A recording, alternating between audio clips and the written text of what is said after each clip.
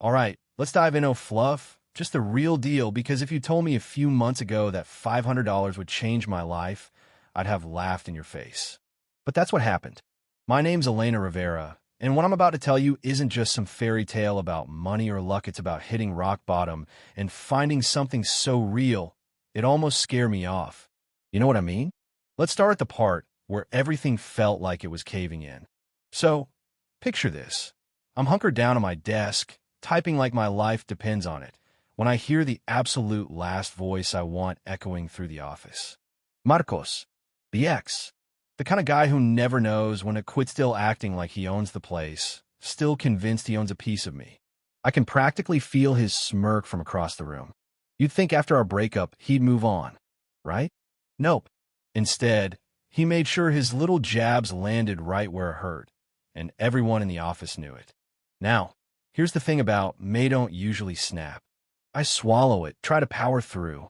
But this time, he was going on about how I was still chasing after him, how I couldn't move on. He was telling the story so loud, even Sandra from HR was giggling. I'd had enough.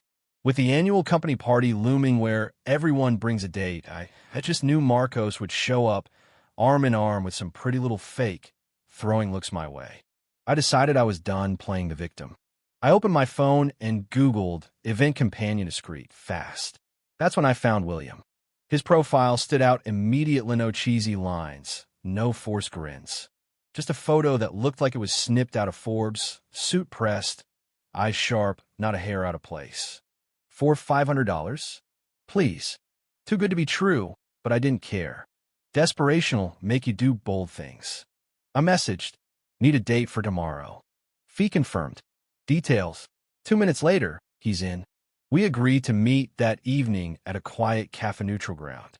7 p.m., I'm at the cafe, heart pounding, sipping tea, telling myself I'm not crazy. William walks in, not a second late, and instantly I know this guy's no ordinary escort.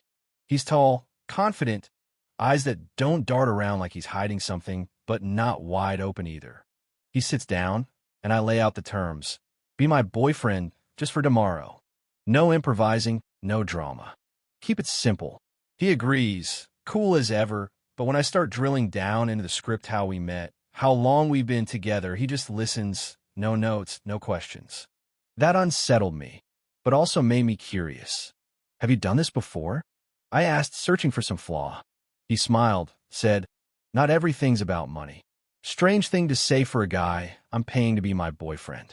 Next day, I'm running on maybe 3 hours of sleep, nerve shot. But it's not the fear of getting caught, it's the thrill of finally taking control.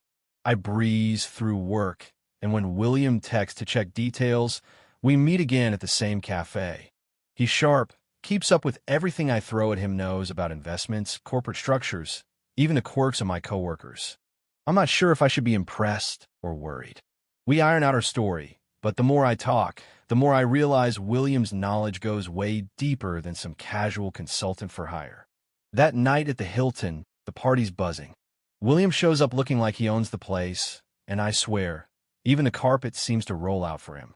We glide through the room, him shaking hands, charming even the gossips like Sandra and Paolo.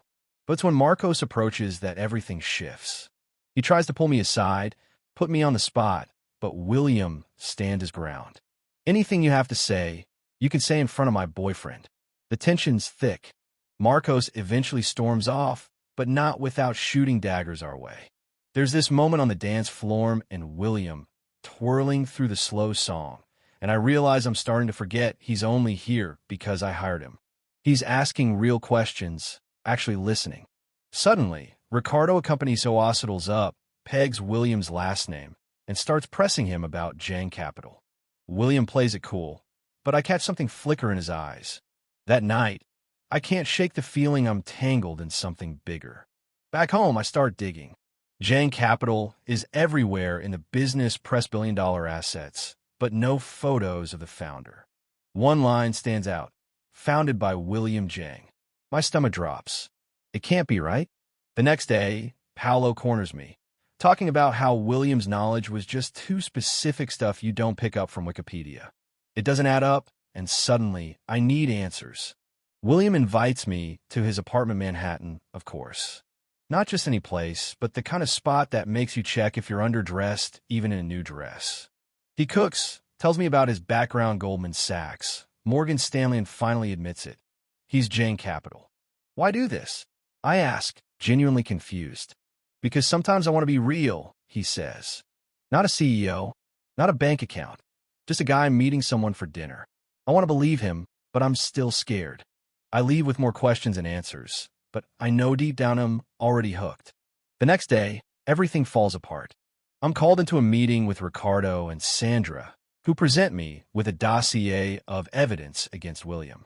They say I have to choose, dump him or lose my job. Marcos is there gloating. I storm out furious, humiliated. That's when I hear a commotion in the lobby. William walks in, not as my fake boyfriend, but as a billionaire CEO, flanked by lawyers and assistants. He calls Ricardo out right in front of everyone, lays it all on the tab. He's a major investor in his group. He'll pull out all his money if they touch me. Marcos is fired on the spot. William demands a public apology for me. And for the first time, I see who he really isn't just a guy playing a part, but someone willing to put everything on the line for me. Life flips on its head. The story goes public. My inbox explodes with interview requests, even headhunters. I get a raise, a promotion, and more respect than I ever wanted. But William? He disappears. When we finally talk again, he explains everything: why he hid his identity, why he took the job. It wasn't for business. It was for me. He wanted to be seen for who he is, not for what he has. We fall into something real: dates in his penthouse, walks in the park, simple dinners cooked side by side. But the world catches up. Photos of us hit the news, rumors swirl, and soon I'm forced to take a leave of absence from work. I'm angry, hurt, unsure if I can ever fully trust him. I leave the city, crash with my friend Marina in Seattle. She's blunt, tells me I'm being too harsh. Maybe she's right. Then one night, I see the news. Jane Capital has sold all its shares in its group. William gave up his investment millions just to clear my name. That's when I know I can't run away from this. I fly back to New York, show up at his door. We lay everything bare, no secrets, no power games. He shows me a folder mails he wrote, but never sent, all confessing how he felt all along. I realized then it was never about the money. It was always about us. A year later, we're business partners and more. Rivera Zhang's Sustainable Investments launches, and the same ballroom where it all started is packed with press and friends, all eyes on us. William proposes in front of everyone, the ring engraved with 500, our inside joke, our beginning. I say yes, because sometimes you don't know your best investment until it's staring you in the face. So what do you think? Would you take a chance on a stranger for $500? Or is love worth a bigger risk? Drop your thoughts below. What's your take on loyalty, trust, and starting over? Is there ever a right way to find happiness? Or do you just jump in when it feels real? Let's hear it.